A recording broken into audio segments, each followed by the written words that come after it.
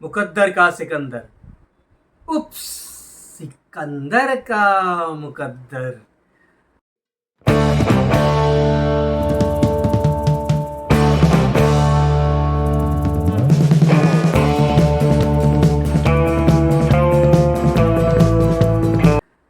दोस्तों, जहाँ तक थ्रिलर का सवाल है, धीरज पांडे ने अपनी मजबूत जगह बनाई है। बड़े पर्दे पे हो स्पेशल 26, वेनसडे, या छोटे पर्दे पे हो स्पेशल ऑपरेशन, उनकी एक नई फिल्म मुकद्दर का सिकंदर, अरे सॉरी, ओप्स, सिकंदर का मुकद्दर नेटफ्लिक्स पे रिलीज़ हुई है। और इसमें बहुत कुछ होता है, चीज़ यहाँ से वहाँ चली जाती हैं, मतलब फ्रॉम सस्पेंस टू नॉनसेंस। इस फिल्म में ये देखा गया। कहानी है एक मनोवृत्ति, ऑब्सेस।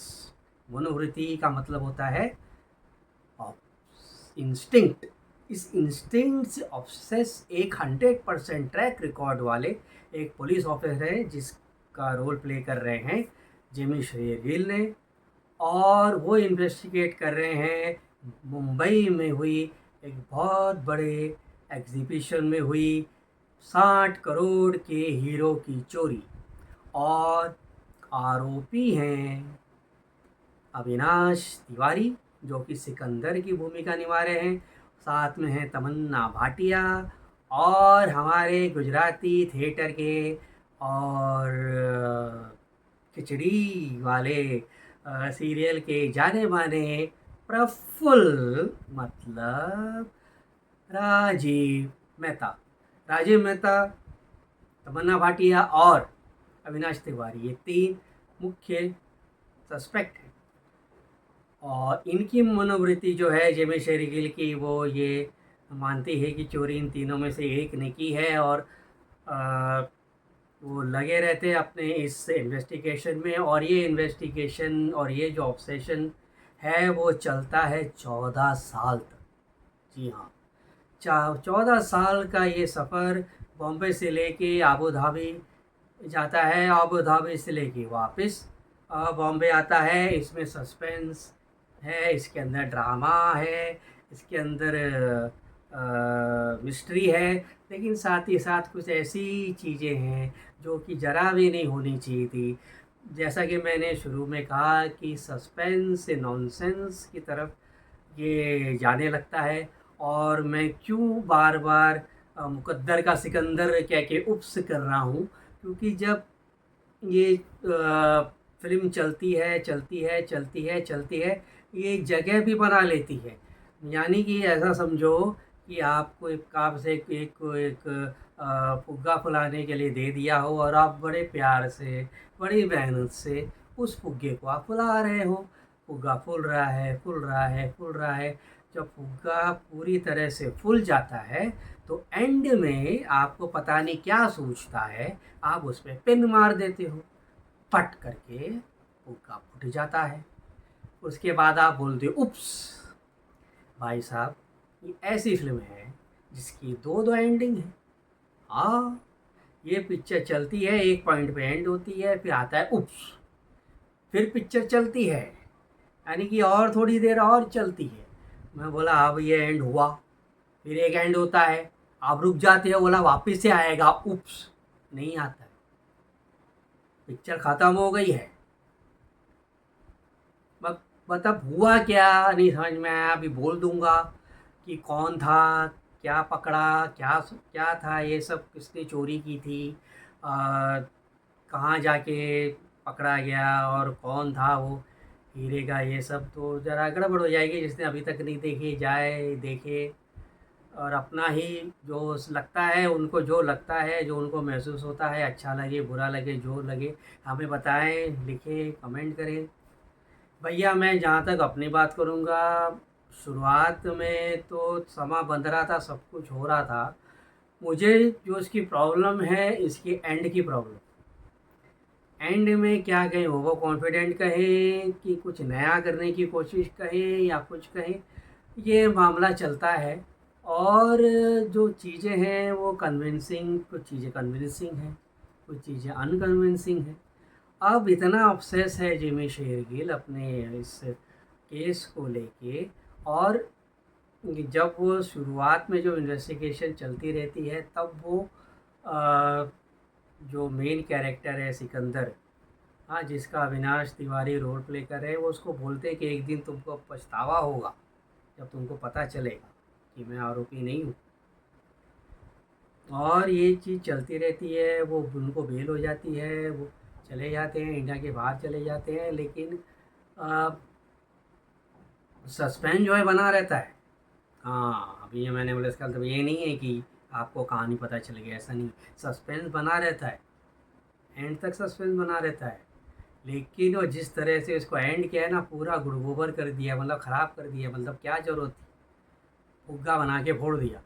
और ये ऑब्सेशन में जिमी शेरगिल की पर्सनल लाइफ ख़राब होती है। उसकी बीवी जो है ना, उसकी वाइफ के साथ तो उसके रिलेशन ख़राब हो जाते हैं। डाइवोर्स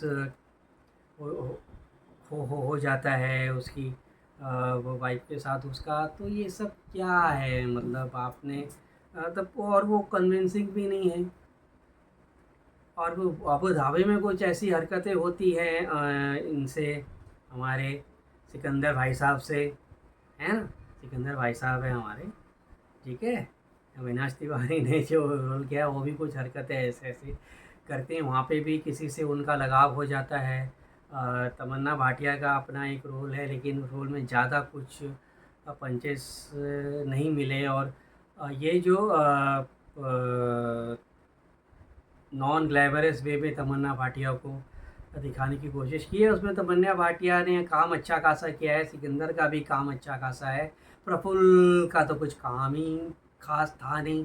वो दिखाई दिए 3-4 सीन में, पर ऐसा कुछ पंच डायलॉग होगा या कुछ होगा, ऐसा कुछ होगा, ऐसा कुछ भी नहीं मिला बेचारे को। चलो ठीक है, कोई बात नहीं। नीरज पांडे के साथ मैं काम कर रहा हूँ, इसी खुशी में वो अपनी ज़िंदगी आगे की बिता देंगे। पर दर्शकों का क्या भैया, ये आपने क्या बना दिया। मेरे तो कुछ भाई मेरे समझ में नहीं आया। बाकी लोग अभी ज़्यादा दिमाग वाले और ज़्यादा इंटेलिजेंस लोग इसमें निकाले निष्कर्ष कि ह्यूमन साइकोलॉजी का फलना ढिकना ये है। भैया ऐसा ऐसा कुछ ऐसा लगता नहीं है। अगर सस्पेंस है तो सस्पेंस को ढंग से खोलना चाहिए, और खोलने के बाद उसका गुड़गोबर नहीं करना चाहिए। ये आपने कर दिया है। नीरज पांडे जी, आपका फ़ैन हूँ मैं। 626 से आपकी फ़िल्में देखता रहा हूँ। काफ़ी कुछ आपकी फ़िल्मों से बहुत अच्छा लगता है। आपकी फ़िल्मों का वेट करता हूँ, आगे भी करूँगा।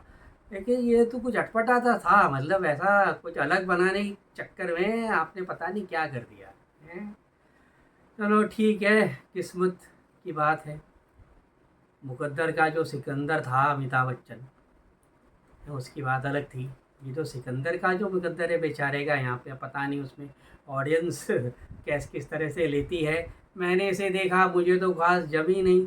लेकिन जो भी है, जितना भी मामला मुझे अच्छा लगा, जो जो चीज़ें हैं, एक्टिंग है, जो एक सस्पेंस पूरा जो थ्रेड बना के रखा है, भुना गया है। और ख़ासकर जिमी शेरगिल जो है, वाह क्या बात है। सलाम ठोकते हैं इस आदमी को, क्या एक्टिंग करता है। जो थंडरबर्ड्स मोनू में से एक जो लहजा पकड़ के लेके आए हैं, अभी तक उसको कायम किया है। पर कमाल की चीज़ है कि रिपीटेटिव नहीं लगता है।